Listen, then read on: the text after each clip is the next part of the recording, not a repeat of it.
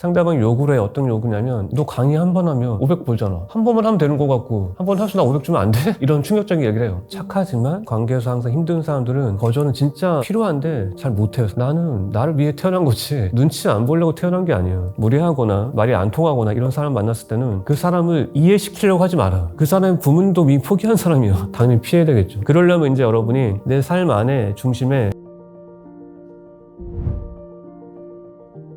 안녕하세요. 책가사음 구독자 여러분. 제가 아주 많이 좋아하는 채널에 나올 수 있게 되어서 반갑고 초대해 주셔서 감사합니다. 제가 이번에 청춘의 필사라는 책을 썼는데 이 책을 쓴 이유가 뭐냐면 제 동네에 빵집이 있어요. 근데 빵집에 나이가 많은 할아버지님이 빵을 만드시고 직접 판매하시는 빵집인데 유독 오는 손님들을 보면 이 손님들이 할아버지한테 하는 얘기가 있어요. 어떤 얘기냐면 이 연세에 대단하세요. 이 말을 하는데 저는 그 말 들으면서 할아버지가 그 말을 듣고 싶어서 지금 빵을 만들고 있을까? 이 연세에 체력도 대단하세요. 이 말을 듣고 싶을까? 할아버지가 표정이 좋지 않다는 걸 보면서 제가 어떤 말을 들려드리면 좋아하실까 생각하다가 어떤 말 들려드렸냐면 할아버지 전 여기에서 빵 한 번 먹으면 딴 데서는 절대 먹을 수가 없어요. 너무 맛있어서. 그러니까 할아버지가 표정이 청춘의 표정이 되었어요. 제가 어떤 말씀을 들려고 싶냐면 여러분이 그런 말을 들려주지 못하면 그런 말을 듣고 있는 사람이 수준이 있는 사람과 만날 수가 없어요. 왜냐하면 말은 각자 서로에 맞는 수준을 부르기 때문에. 제 눈에는 이마에 주름은 있지만 마음속에는 정말 팽팽해서 마음에 주름이 없는 청춘의 얼굴을 살아가는 분들이 되게 많거든요. 그런 사람들을 많이 발견하고 싶다면 여러분이 그렇게 될 수 있는 시각과 눈을 가져야 되겠다 생각이 들어서 어떻게 하면 그렇게 인생을 바꿀 수 있을까 생각이 들어서 이 청춘의 필사를 쓰게 되었습니다. 필사를 강조하면 남의 글 따라서서 뭐하게 이런 생각을 하시는데 필사를 어떻게 생각하냐면 우리가 매일 움직이기 위해서 밥을 먹듯이 이 필사는 마음의 양식이 되어서 매일, 매주 혹은 격주, 매달 이렇게 써야만 내 마음의 건강을 회복할 수 있는 그 마음을 위한 영혼을 위한 가장 무해한 건강제다, 보약이다. 인간관계는 내가 아무리 잘해도 문제가 생길 수 있다. 내가 좀 더 잘했어야 했나? 나한테 어떤 잘못이 있었나? 인간관계에서 문제가 생길 때마다 자신에게서만 원인을 찾는 건 좋지 않다. 혼자만 교통신호를 잘 지킨다고 사고가 나지 않는 건 아니다. 사람과 사람 사이에서 일어나는 모든 일도 그렇다. 물론 내가 먼저 신호를 잘 지켜야 사고가 날 확률을 낮출 수 있겠지만 그게 전부는 아니라는 사실을 인지하고 살아야 자책하지 않을 수 있다. 자책은 뭔가 마음에 나쁘다. 최선을 다했다면 빠르게 잊어라. 제가 최근에 어떤 소식을 들었냐면 이런 말이 있잖아요. 돈 자랑하지 마라. 근데 이거를 가장 체감할 수 있는 걸 느꼈어요. 어떤 거냐면 어떤 사람이 잘 못하다가 열심히 분투해서 이제 강의를 하면 1회에 500만 원 받게 됐어요. 되게 많이 받는 거죠. 이거를 자신도 모르게 어딘가에서 얘기를 했어. 근데 얘기를 하자마자 바로 다음날 잊었던 지인한테 카톡이 왔어. 나 지금 너무 힘든데 다음 달에 돈 들어오거든? 좀 다음 달에 들어오면 줄 테니까 500만 원만 빌려줘. 말도 안 된다고 생각하죠. 근데 이런 사람들이 있어요. 카톡 받은 그 사람이 얘기를 하죠. 나도 돈이 많지 않은데 쉽지 않을 것 같아. 그러면 이제 그 사람은 계속해서 다음 달에 줄게 이렇게 얘기한단 말이에요. 근데 그럴 때 계속 이렇게 거절하면 그쪽에서 뭐라고 하냐면 이런 충격적인 얘기를 해요. 너 강의 한 번 하면 500 벌잖아. 한 번만 하면 되는 거 같고 한 번 할수 나 500 주면 안 돼? 어처구니 없는 얘기를 한단 말이에요. 어처구니 없는. 이 사람이 특징이 뭐냐면 사람들의 결과만 봐. 그 결과 이루기 위해서 만든 온갖 과정은 눈에 안 보여. 왜 그러냐면 자기가 뭔가 시작해서 치열하게 해내서 과정을 보내서 결과를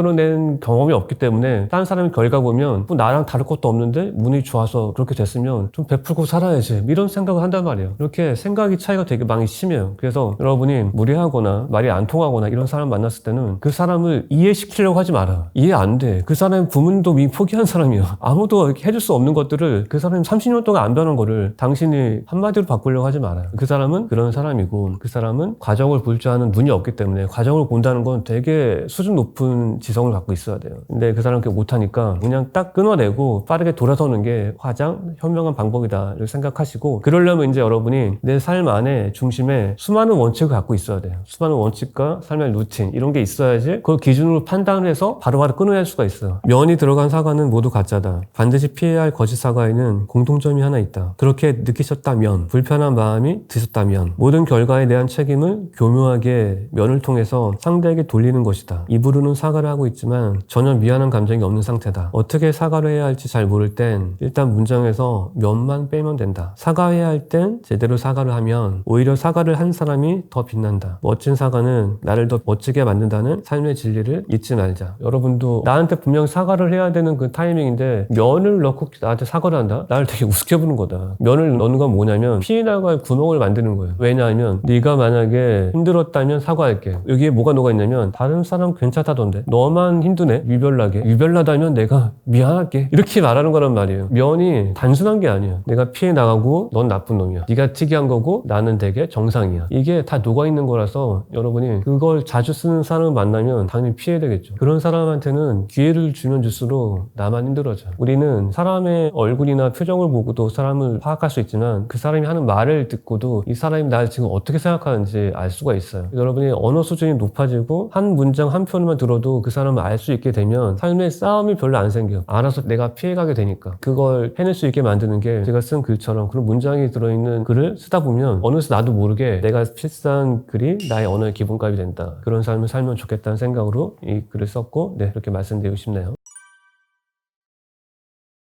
마음을 불편하게 만드는 사람에게서 벗어나라. 들을 수 없는 부탁을 너무 심하게 반복하고 분위기를 자꾸 이상하게 만들거나 자신의 잘못을 내게 떠넘기려는 사람이 있다. 그의 요구를 들어주지 않으면 괜히 내가 나쁜 사람이 되는 것 같아 불편하다. 만나면 만날수록 묘하게 내 마음을 불편하게 만드는 사람과는 빠르게 인연을 정리하는 게 좋다. 나를 자꾸 소진하는 나쁜 기분이 들고 감정적인 소모가 이어진다면 결심을 해야 한다. 나 자신을 자랑스럽게 느끼도록 만드는 멋진 사람들과 만날 시간도 짧으니 잘못된 인연과는 빠르게 이별을 구하자. 지금 말씀드린 것 중에서 중요한 게 착하지만 관계에서 항상 힘든 사람들은 나를 중심에 두고 생각을 잘 하지를 못해요. 이런 게 어떤 것이냐면 상대방 요구를 해. 어떤 요구냐면 여러분 리필이 안 되는 곳 식당에 갔는데 손님이 종업원한테 반찬 좀 더 주실 수 있으세요? 이렇게 얘기하죠. 반찬 좀 더 주실 수 있어요? 이 말 속에는 어떤 의미가 있을까요? 이 말하는 손님은 줄 수 있겠지 라고 확신하고 물어보는 거예요. 안 준다고 화내게 돼. 왜냐하면 그것도 못 줘? 이렇게 생각하기 때문에. 근데 이럴 때 내 중심이 확 잡힌 사람은 반찬 리필이 안 된다는 것을 확신하고 있어서 이 원칙을 깨지 않고 반찬 리필이 안 된다 얘기할 수 있는데 내가 어떤 결정에서 날 중심에 두고 있지 않은 사람들은 자꾸 이 사람한테 미안한 말을 하고 싶지가 않아서 이 손님한테만 주면 될 것 같다는 생각이 드는데 이렇게 하나하나 깨다 보면 준 사람이 있고 안 준 사람이 있고 이렇게 반복되다 보면 그 안에서 혼란이 생기잖아요. 그래서 싸움이 생기는 것 같아요. 그래서 항상 내가 착하지만 원칙이 없는 사람들 주변에는 불필요한 소모가 되게 많이 생겨요. 이게 다 내가 이끌어내서 불러내는 거니까 여러분이 힘든 상황일지라도 내가 어떤 상황에서든 날 중심에 두고 판단을 하기 시작하면 흔들림을 줄일 수 있을 것이다. 그런 생각이 듭니다. 제가 거절에 대해서 항상 얘기하는데 거절은 진짜 필요한데 잘 못해요 사람들이. 되게 망설여하는데 그러면서 중요한 것은 거절을 못한다고 자기가 착하다고 생각을 해. 착해서 거절을 못하는 게 아니에요. 거절을 못하는 이유는 제가 지금 한번 낭독해보고 한번 얘기해 볼게요. 거절할수록 내가 원하는 삶에 가까워진다. 세상에 듣기 좋은 거절은 없다. 아무리 정중하게 거절해도 상대는 상처받는다. 하지만 그게 거절을 망설여야 할 이유는 아니다. 삶의 원칙이 분명한 사람은 거절도 깔끔하다. 해야 할 것과 하지 말아야 할 게 분명한 사람은 굳이 거절하는데 시간과 마음을 쓰지 않는다. 오히려 늘 남의 부탁을 들어주는 사람이야말로 자신만의 분명한 원칙이 없어서 소모하는 삶을 산다. 거절을 두렵게 생각하지 마라. 한 사람에게 거절의 메시지를 보냈다는 건 내가 원하는 삶에 한 걸음 더 다가갔다는 증거다. 여러분이 거절을 명확하게 하려면 여러분 삶에 원칙이 있어야 되는데 저한테는 어떤 원칙이 있냐면 제가 강의를 작년까지는 1년에 한 100회 이상 했는데 올해부터는 한 달에 1회만 해요. 한 달에 1회를 하니까 제가 가는 강의장의 느낌이 다 달라요. 왜 다르냐면 어떤 분이 저를 강의에 초대하고 싶어서 제가 갔던 강의장에 다 전화를 해봤대요. 얼마를 줘야 부를 수 있냐. 이거는 모두의 기준이지. 사람들은 돈 많이 주면 가니까. 그래서 이렇게 전화해봤더니 더 혼란스러웠어요 이 사람. 왜냐하면 돈이 아니네. 많이 받기도 하고 조금 받기도 하고 멀리 가기도 하고 안 가기도 하고 너무 다 달라. 케이스가 달라. 알 수가 없어서 6달 동안 고민하다가 저한테 이 사람이 뭘 했냐면 편지를 써서 캡처해서 첨부해서 메일을 보냈어요. 편지 3장 그렇게 보냈어요. 그래서 제가 그 메일을 받고 그 강의에 갔죠. 제 강의의 원칙은 뭐냐면 예쁜 말 다정한 말로 저를 초대하는 사람 거기에만 제가 가요. 그렇게 원칙을 정하니까 그게 아니면 안 가면 되는 거야. 그게 부합되면 가는 거고 돈이 많고 적고 멀고 가깝고가 아니고 나한테 예쁜 말로 초대해주는 사람. 그 원칙을 왜 정했냐면 그런 곳에 가면 그 초대하는 사람과 결이 맞는 방청객들이 앉아있어요. 그래서 거기 가는 거예요. 근데 돈 많이 주거나 다른 데 혹해서 가면 내가 거기와 결이 맞지가 않아. 이게 나한테 맞다고 생각해서 딱 거절의 요건을 정할 수 있는 거죠. 이렇게 여러분이 삶의 원칙을 정하면 거절이 명확해져. 그래서 한 번 거절했다는 것은 내가 원하는 삶에 한 걸음 더, 여러분이 진짜 자유로운 삶을 살려면 누군가의 저는 약속 제안을 구구절절 설명하지 않고 못 가겠습니다. 이 한마디로 딱 거절할 수 있어야 돼. 그게 가장 자유로운 삶이다. 처음에는 원칙을 정하면 주변의 반대에 부딪힐 거예요. 저도 원칙이 또 뭐가 있냐면, 나를 만나려면 2주 전에 예약을 해서 내가 사는 동네 반경 500m 안에 와서 나랑 같이 만나야 된다. 이렇게 제가 20년 전에 원칙을 정했어요. 정하면 어떻게 될까요? 그때는 제가 되게 별 볼 일이 없었거든요. 그걸 원칙을 정한 다음에 친구가 없어졌어. 다. 한 명도 내 주변에 지인이 다 없어졌어. 왜 없어졌냐? 그럴 정도로 네가 가치 있는 사람이 아닌데 내가 왜 그런 노력하면서 너를 만나야 되겠니? 근데 그럴 때 이제 그게 변화의 시작이에요. 가치 있는 내가 되려면 어떻게 해야 될까? 이제 그걸 생각하면서 그때부터 제가 필사하고 글을 쓰고 독서하고 사색을 더 깊게 하고 하면서 나를 그런 노력을 통해서 만나러 올 수 있는 가치가 있는 사람을 만들었죠. 그래서 여러분이 뭔가를 할 때는 다 모든 게 돼서 그걸 할 수 있는 게 아니고 마지막 목표를 딱 정해놓고 그렇게 되려면 이제 내가 어떻게 해야 될까를 거꾸로 한번 생각해 보시면 더 원하는 삶에 가까워질 수 있고, 그런 삶을 사는 사람이라면 거절할 때 남의 눈치, 남의 표정 신경 안 쓰고 내가 원하는 대로 자유롭게 거절하면 살 수 있을 거예요. 제가 최근에 좋아하는 분식집이 있는데 거기에 제가 음식 배달을 시켰어요. 배달시키는데 오뎅 어묵 국물이 먹고 싶은 거예요. 어묵은 안 먹어도 돼. 국물만 주면 좋겠어. 줄 수 있을 것 같아, 말 잘하면. 그래서 어떻게 했냐면 쓰는 공간에 혹시 어묵 국물 좀 주실 수 있을까요? 이렇게 썼어요. 썼는데 안 줬어. 또 생각했지. 어떻게 하면 할 수 있을까 하다가 이렇게 썼어요. 그 분식집이잖아요. 늘 근사한 김밥과 떡볶이 잘 먹고 있어요. 감사합니다. 이렇게 썼어요. 이렇게 썼더니 어묵 국물에 어묵까지 주셨어. 근데 그게 끝이 아니고 카드에다가 멘트까지 써주셨어. 이런 말 해주시는 분 처음이에요. 열심히 노력한 거에 대한 대가가 나오는 것 같아서 정말 행복합니다. 알아봐 주셔서 감사합니다. 근사한 떡볶이라니요. 그걸 보면서 어떤 생각을 했냐면, 사람들은 의식적으로 자기 원하는 것만 얘기해. 어묵 국물 그거 먹고 싶어서 딴 게 눈에 안 보이는 거야. 근데 그 사람은 듣고 싶은 말이 따로 있어요. 내가 열심히 살고 있다는 것을 남이 알아봐 주면 좋겠어. 우리가 혼자 있을 용기를 내기 되게 쉽지 않죠. 저는 어떤 생각을 하냐면, 진짜 어른이 된다는 건 나 힘든 일, 나 불행한 일을 함께 의논할 누군가를 만드는 게 아니라, 그런 사람들을, 친구들을 만드는 게 아니고, 내가 고민하고 있는 문제를 나 혼자, 그게 없었을 때까지 내가 안고 있을 만한 내면의 크기를 갖게 되면 그게 진짜 어른이다. 외로움을 안고 살 수 있어야 자기 삶의 어른이라고 생각을 해요. 그래서 어디 가서 토로해봤자 약점이 됩니다. 여러분 직장에서 점심시간에 몰려나가잖아요. 때를 지어 몰려나가서 한 줄 쭉 써가지고 같은 식당에 들어가서 밥 먹고 나와서 같은 커피숍 가서 커피 물고 천천히 이렇게 오죠. 저는 직장에 다닐 때 점심시간에 혼자 나왔어요. 산책했어, 산책. 그런데 어떻게 산책하냐면 매일 다른 길로. 왜냐하면 다른 길을 걸어야 다른 걸 볼 수 있으니까. 제가 일을 일찍 했으니까 점심 원래 안 먹었거든요. 근데 관계를 생각하면 먹을 수밖에 없어. 억지로라도 앉아있어. 그럼 또 커피 또 마셔야 돼. 같은 걸 맨날 반복해야 돼. 근데 그런 삶에서 내가 고민하는 게 있고 스스로 나아지기를 원한다면 혼자를 자청해서 나올 수 있어야 돼요. 제가 그 10년, 20년 전에 그 당시에는 제 같은 회사의 직원들이 저를 욕할 수도 있겠죠. 쟤는 뭐에 어울리지도 못하고. 어울리지 못해서 그런 게 아니야. 정말 잘 어울리려면 나 자신과 정말 잘 놀 수 있는 수준에 도달해야 돼요. 그러면 그 이후에야 내가 단단해진 모습으로 누군가의 손을 잡아줄 수 있죠. 근데 내가 나약한 모습으로 누군가의 손을 잡으면 같이 무너질 뿐이에요. 그래서 여러분이 혼자 있는 걸 두려워하지 말고, 그리고 누가 날 쳐다보고 있을 거라 눈치 보지 말고, 나는 나를 위해 태어난 거지 눈치 안 보려고 태어난 게 아니에요. 내가 내일 죽는다 그러면 눈치보다 죽은 사람, 이게 묘지에 이렇게 적히고 싶어요? 어떤 말이 적히고 싶은가? 그 사람은 자기 인생을 살다간 사람이지. 진짜 멋있었어. 나도 그 사람처럼 살고 싶어. 이런 말을 듣고 싶다면, 그리고 태어난 게 아깝지 않으려면 혼자 있는 시간이야말로 내가 나로 살 수 있는 시간이니까 그거를 두려워하지 말고 지금부터라도 직장이라면 점심시간에 10분이라도 혼자 걸어보고, 제가 1시간 내내 혼자 있으라는 말은 아니에요. 처음은 작게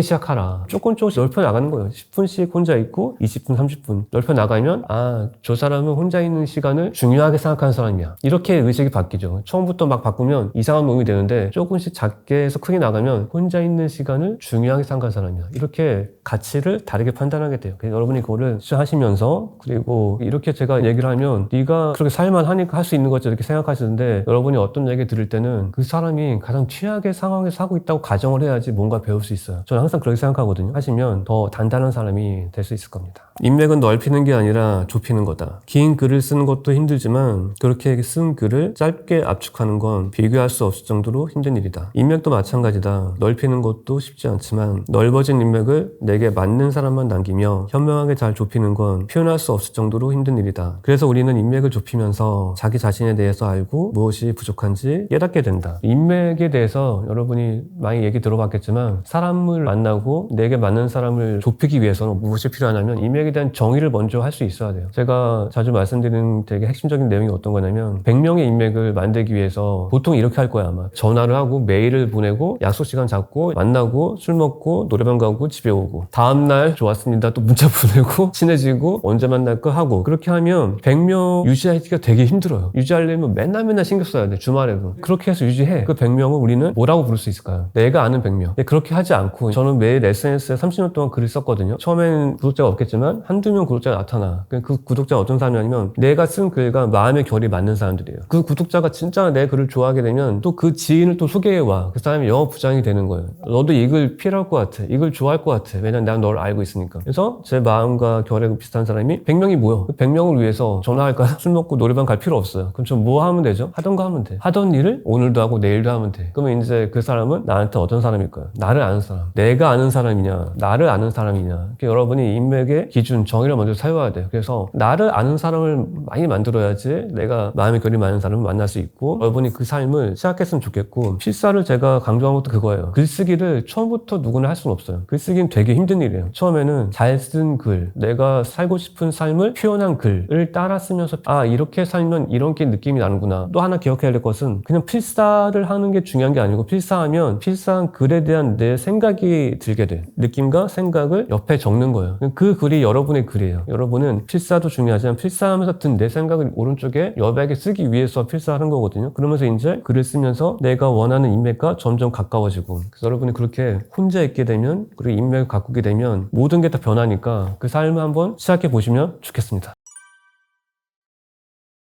방황은 기적의 근거를 쌓는 시간이다. 영상을 아무리 업로드해도 글을 아무리 많이 써서 올려도 반응도 없고 구독자도 늘지 않아서 자꾸 방황을 하게 된다. 과연 내가 틀린 걸까? 그런데 그게 아주 당연한 거다. 난 지금 기적의 근거를 만드는 중이기 때문이다. 그래서 모든 방황은 아름답다. 조금 더 걱정하지 말고 그저 계속하자. 곧 나의 영상 혹은 글 하나가 빛을 발하면서 동시에 내가 지금까지 올린 모든 글과 영상도 재조명을 받게 될 것이다. 내가 애쓴 시간은 결코 사라지지 않는다. 나는 지금 기적의 근거를 차곡차곡 쌓는 중이다. 글쓰기도 마찬가지로 요즘 여러분들이 SNS를 되게 열정적으로 하고 있어요. 요즘 더 그런 것 같은데 지인이 유튜브를 하는데 10만 달성하고 20만 달성하고 30만 됐어. 난 아직 만도 안 됐는데. 그러면 나만 뒤처진 것 같은 느낌이 든단 말이에요. 이거는 전혀 걱정할 필요가 없어. 왜냐하면 저도 인스타그램 하지만 유튜브도 그렇고 자연하고 있는데 먼저 앞서 뛰어나는 건 전혀 중요하지 않아. 유튜브 보면 10만 되게 달성 빨리 했는데 정체되어 있는 사람 되게 많아. 알고리즘 떠서 한 번에 잘 됐는데 내 안에 콘텐츠가 없어서 다채롭게 뭘 만들 역량이 없는 거예요. 꾸준히 갈 수가 없어요. 근데 여러분이 조금 늦었다고 걱정할 필요 없는 것은 내 안에 다채로운 뭔가 콘텐츠를 쌓고 있는 거기 때문에. 그래서 여러분은 언제든 시작하면 돼. 그리고 여러분이 시작할 때 이런 생각 안 하면 좋겠어. 글쓰기도 마찬가지인데 아, 난 좀 글 잘 쓰고 싶다. 못 쓰는데 어떻게 잘 써? 넌 지금 못 써야 되는 거야. 못 쓰는 사람 잘 쓸 수가 없어. 너는 잘하려고 하지 말고 완성을 해. 완벽이 아니고 완성하라고. 완성하는 것만으로도 대단한 거야. 저도 이걸 왜 느꼈냐면 대학 다닐 때 문창과 국문학과 교수님 만나서 제가 쓴 소설을 보여드렸어요. 저 되게 열심히 써서 잘 썼다는 말 듣고 싶었는데 교수님이 저한테 뭐라고 했냐면 완성한 게 대단하다. 그걸 듣고 처음에는 내 충격이었는데 처음부터 잘하려고 하면 내 마음이 되게 힘들어져. 못하니까. 처음에는 그냥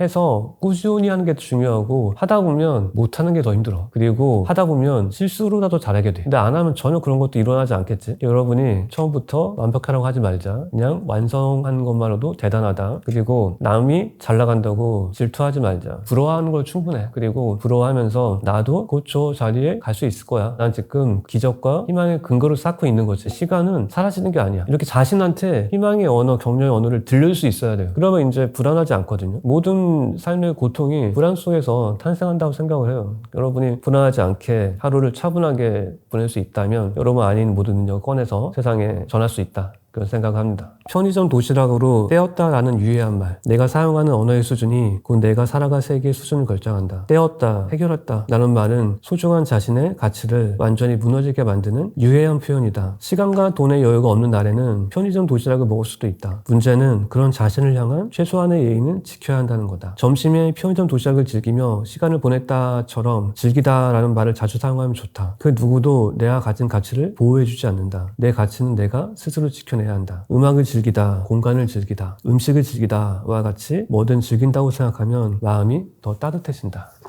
저도 예전에 정말 어렵게 살 때 세상이 저한테 사발면밖에 안 준 적이 있어요. 돈이 없어서 사발면밖에 먹고 살지 못했어요. 하루에 한 끼. 강제 한 끼 먹었는데 그때 저는 어떤 생각을 했냐면 세상이 나한테 사발면 주는 것은 내가 어떻게 할 수 없어. 근데 나는 그 밑에 우리 집에서 가장 예쁜 접시를 바칠 수 있지. 이렇게 생각하면서 접시를 바치고 사발면을 먹었어요. 여러분이 나만 왜 이래가 아니고 세상이 나 이걸 줬지만 그래도 나는 나한테 따뜻한 이불과 같은 말을 줄 수 있지 하면서 덮었을 때 따뜻해진 온기가 느껴지는 말, 그리고 제가 예쁜 접시를 바친 것처럼 나한테 좋은 대우를 해주는 것, 이런 것들을 하면 되게 좋을 것이다 생각하는데, 또 이렇게 얘기하면 어떤 분은 가끔 그래요. 우리 집에 예쁜 접시가 없는데요? 만나보고 싶어. 그런 사람들 온라인 댓글을 남기는데 저기에서 뭘 지적할까 이게 아니고 저기에서 뭘 내가 하나 배워서 적용할 수 있을까, 이런 생각으로 읽으면 저절로 좋은 댓글을 쓸 수 있을 거야. 그 글을 씀으로써 중요한 것은 내 마음이 먼저 치유가 될 거예요. 그 글을 가장 먼저 읽는 것은 여러분이니까. 그렇게 이제 여러분이 자기 자신한테 무해한 언어를 선물해주는 삶을 시작해보면 좋겠습니다.